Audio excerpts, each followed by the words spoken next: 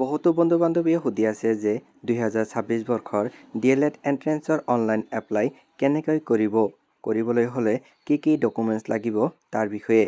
সেয়েহে আজিৰ এই ভিডিঅ'ৰ যোগেদি মই অনলাইন এপ্লাইৰ সম্পূৰ্ণ প্ৰচেছ লৈ আহিছোঁ। ভিডিঅ'টো স্কিপ নকৰাকৈ শেষলৈকে চাব। এপ্লাই কৰিবলৈ আপুনি প্ৰথমতে গুগলত চাৰ্চ কৰিব SCERT এপ্লাই লিংক। তাৰপিছত আপুনি এটা লিংক দেখিবলৈ পাব আৰু SCERT আছাম অনলাইন পৰ্টেলত ক্লিক কৰিব। ক্লিক কৰাৰ লগে লগে এটা নতুন পেজ খোল খাব, য'ত আপুনি বিভিন্ন ধৰণৰ ইনষ্ট্ৰাকশ্যনসমূহ দেখিবলৈ পাব আৰু সেই ইনষ্ট্ৰাকশ্যনসমূহ পঢ়ি লৈ আপুনি নিউ ৰেজিষ্ট্ৰেশ্যন বটনত ক্লিক কৰিব।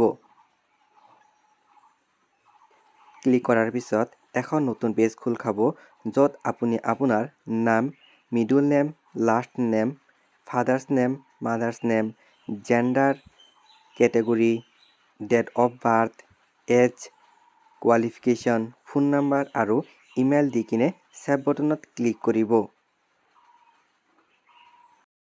ক্লিক কৰাৰ পিছত আপুনি যিটো মোবাইল নম্বৰ দিছিল সেই মোবাইল নম্বৰত এখন OTP আহিব আৰু এই OTPটো দি ভেৰিফাই কৰি ল'ব লাগিব। ভেৰিফাই কৰাৰ লগে লগে আপোনাৰ ৰেজিষ্ট্ৰেশ্যন প্ৰচেছটো কমপ্লিট হ'ব। তাৰপিছত আপুনি গো টু লগইন পেজত ক্লিক কৰিব। ক্লিক কৰাৰ পিছত আপোনাক আকৌ কিছুমান ইনষ্ট্ৰাকশ্যন দিব, যিসমূহ পঢ়ি লৈ আপুনি তললৈ স্ক্ৰল কৰিব। স্ক্ৰল কৰাৰ পিছত আপুনি কেণ্ডিডেটছ লগইন পেজখন দেখিবলৈ পাব, য'ত আপুনি আপোনাৰ ৰেজিষ্টাৰ্ড মোবাইল নাম্বাৰটো আৰু ডেট অফ বাৰ্থ বহুৱাই লগইন কৰি ল'ব লাগিব। লগইন কৰাৰ পিছত আপোনাৰ ৰেজিষ্ট্ৰেশ্যন ডিটেইলছসমূহ দেখিবলৈ পাব। তাৰপিছত আপুনি প্ৰচেছটো কমপ্লিট এপ্লিকেশ্যনত ক্লিক কৰিব। ক্লিক কৰাৰ পিছত আপুনি আপোনাৰ কমিউনিকেশ্যন ডিটেইলছসমূহ ফিল আপ কৰিব লাগিব।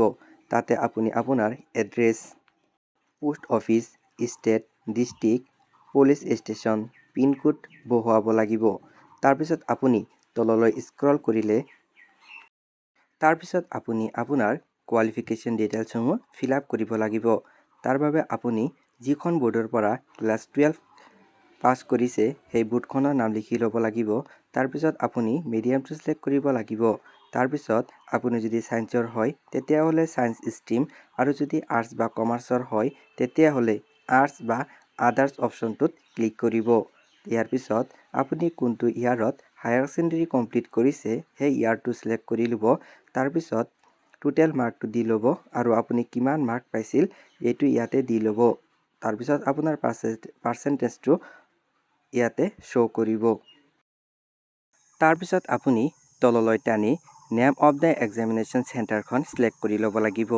অৰ্থাৎ আপুনি যিখন চেণ্টাৰত এক্সাম দিব বিচাৰে সেই চেণ্টাৰটো ছিলেক্ট কৰি ল'ব।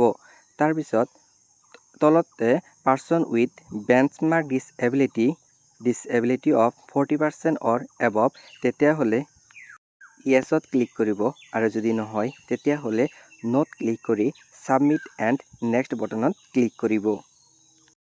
ক্লিক কৰাৰ পিছত আপুনি ডকুমেণ্টছসমূহ আপলোড কৰিব লাগিব। ফাৰ্ষ্টটোত আপোনাৰ ফটোগ্ৰাফ লাগিব, তাৰপিছত ছিগনেচাৰ, তাৰপিছত ক্লাছ 10ৰ এডমিট বা চাৰ্টিফিকেট, তাৰপিছত হায়াৰ ছেকেণ্ডেৰী মাৰ্কশ্বিট লাগিব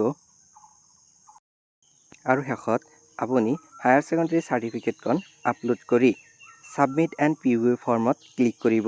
তাৰপিছত আপুনি আপোনাৰ সম্পূৰ্ণ ডিটেইলছখন এবাৰ চাই ল'ব। চাই লৈ ফাইনেল ছাবমিটত ক্লিক কৰি পে'মেণ্ট কৰি ল'ব। তাৰপিছত এখন একনলেজমেণ্ট আহিব, যিটো আপুনি ডাউনলোড কৰি ৰাখিব লাগিব।